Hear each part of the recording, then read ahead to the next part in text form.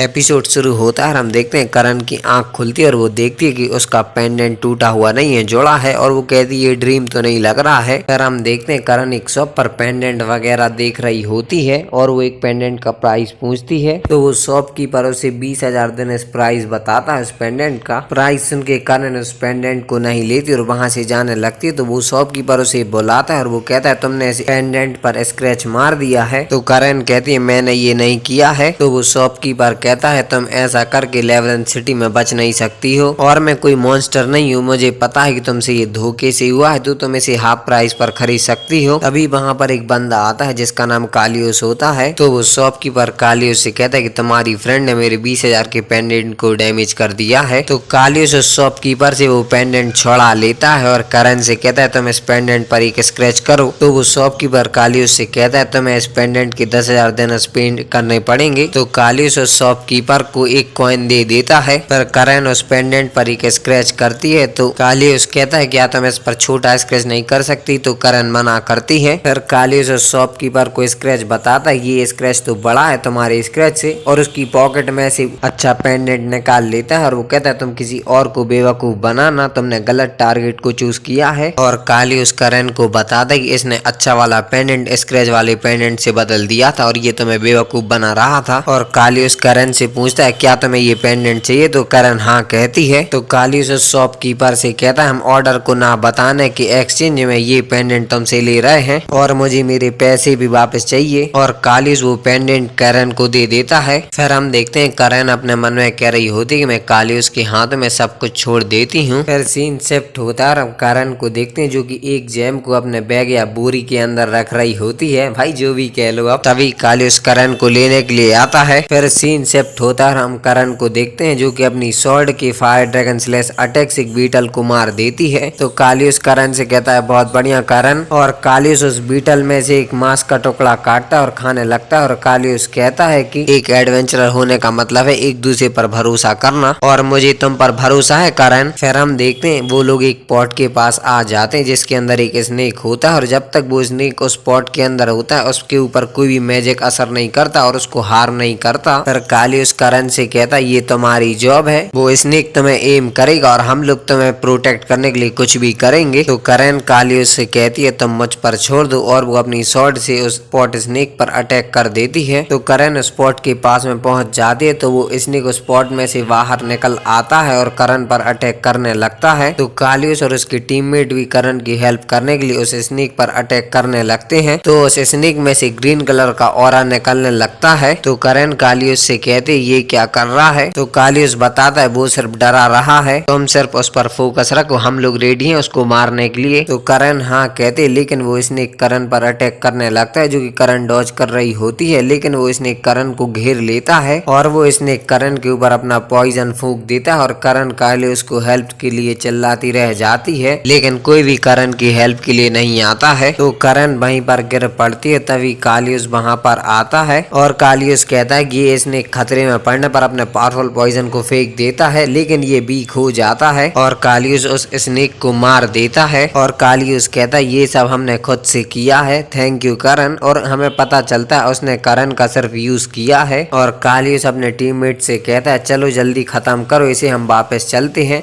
और यहाँ पे करण उनके लिए हेल्प चिल्लाती रह जाती है लेकिन उनमें से कोई भी करण की हेल्प नहीं करता है और वो लोग करण को वहाँ अकेला छोड़ के चले जाते हैं। फिर हम देखते हैं करण वहाँ जिंदा बच गई होती है और वो बड़ी मुश्किल से चल पा रही होती है और वो याद कर रही होती है कि ड्रैगन किंग ने उसको एक जेम दिया था और उन्होंने कहा था कि ये जेम हाईएस्ट क्वालिटी का है और ये जेम पूरे 1 साल में मैजिक से भर जाता है और इसे तुम अपनी शेष लाइफ के लिए अपनी साइड में रखना और ये तुम्हारी साथ साथ बढ़ेगा। फिर हम वापस प्रेजेंट में आ जाते हैं और करण कहते हैं कि मुझे हर कीमत पर इसे प्रोटेक्ट करके रखना है। और हम देखते हैं करण एक हाउस के पास आके जमीन पर गिर जाती है। तो कुछ लोग वहां आके कहते हैं कि तुम तो कालियोस की फ्रेंड हो और तुम तो जिंदा हो। तो करण कालियोस के बारे में पूछती है तो वो लोग बताते हैं कि वो तो पहले ही जा चुका है और उसने कहा था कि तुम लेवरेंथ में मारी गई। तभी करण को कालियोस की बात याद आती है कि मुझे तुम पर भरोसा है और करण उस पेंडेंट को अपने गले में से निकाल लेती है और उसे फेंकने वाली होती है लेकिन वो उस पेंडेंट को फेंकती नहीं है। फिर सीन शिफ्ट होता है और हम देखते हैं करण बहुत से लोगों से कुछ पूछ रही होती है लेकिन किसी को कुछ पता नहीं होता और कोई उसको कुछ भी नहीं बता रहा होता है। फिर हम देखते हैं करण करण एक शॉप के पास आ जाती है और वो कुछ पैसे लिए होती है। तभी वहाँ पर एक बंदा आता है और करण से साइड होने के लिए कहता है, तो करण साइड हो जाती है और वो शॉप के अंदर चला जाता है और वो बंदा खाने के लिए पोक जिंजर सेट ऑर्डर करता है और दो लोग आपस में बातें कर रहे होते हैं। हाँ, ये डेफिनेटली फिफ्थ सोलो डाइनर है और करण उस बंदे को खाना खाते हुए देख रही होती है और वो कहती है ये तो कूल है और करण भी शॉप के अंदर जाके पोक जिंजर सेट ऑर्डर करती है और करण उस बंदे को देखकर अपने मन में कह रही होती है, जब भी मैं रेस्टोरेंट में जाती थी मैं उस आदमी के बारे में अफवाहें फैलाती थी और वो इतना स्ट्रॉन्ग है कि गिल्ड ने उसे अपने दम पर लेबिरिंथ का पता लगाने की अनुमति दी है और वो सोलो डाइनर पार्टी के तहत गिल्ड में रजिस्टर है और इसीलिए लोग उसे फिफ्थ सोलो डाइनर कहते हैं। फिर हम देखते हैं करण उस बंदे का पीछा कर रही होती है और वो बंदा जहाँ जहाँ भी जा रहा होता है करण उसका पीछा कर रही होती है और वो बंदा जो भी खाने के लिए ऑर्डर कर रहा होता है करण भी वही चीज खाने के लिए ऑर्डर कर रही होती है और करण उस बंदे का पीछा करते करते एक रेस्टोरेंट में आ जाती है और उस बंदे को ये चीज पता चल जाती है करण उसका पीछा कर रही है। तो करण मेन्यू देखने लगती है लेकिन उसको कुछ भी समझ में नहीं आ रहा होता है कि उसको क्या ऑर्डर करना चाहिए।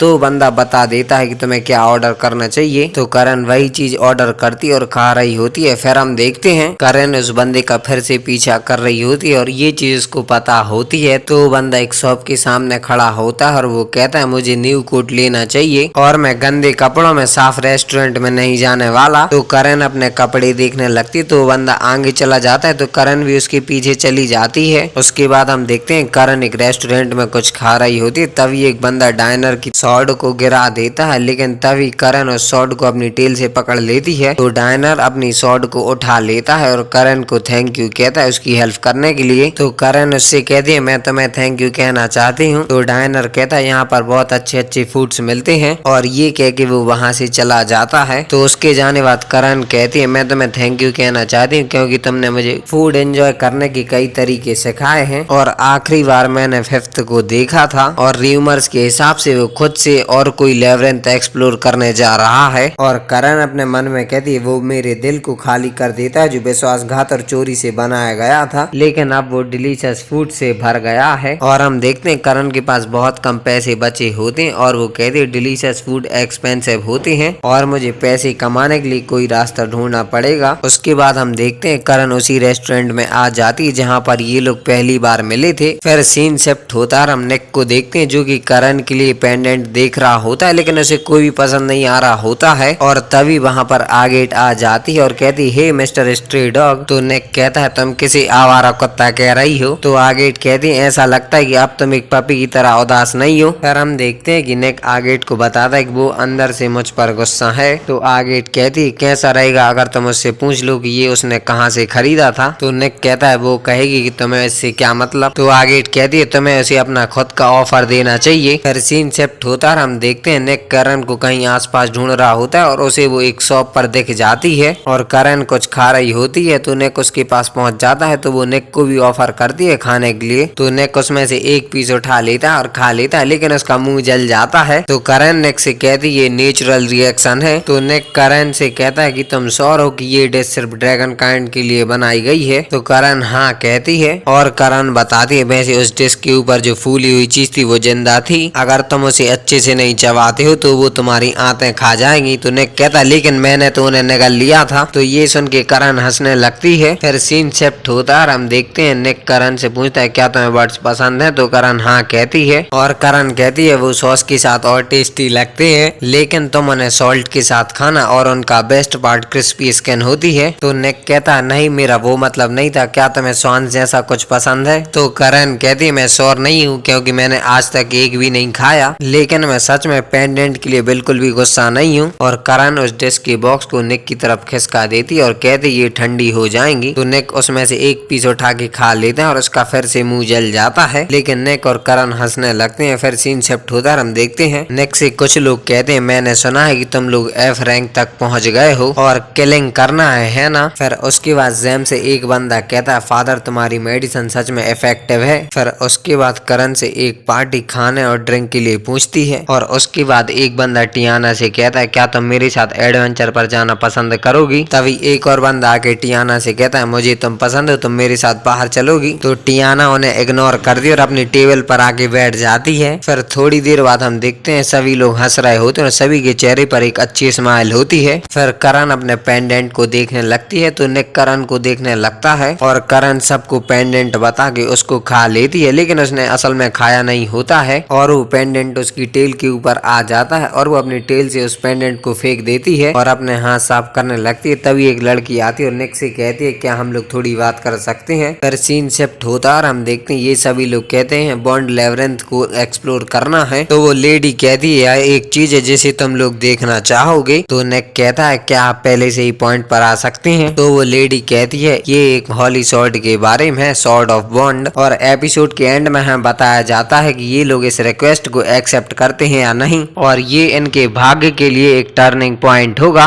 और ये एपिसोड यहीं पर खत्म होता है। मैं मिलता हूँ अगले एपिसोड के साथ बहुत जल्द, तब तक के लिए बाय बाय।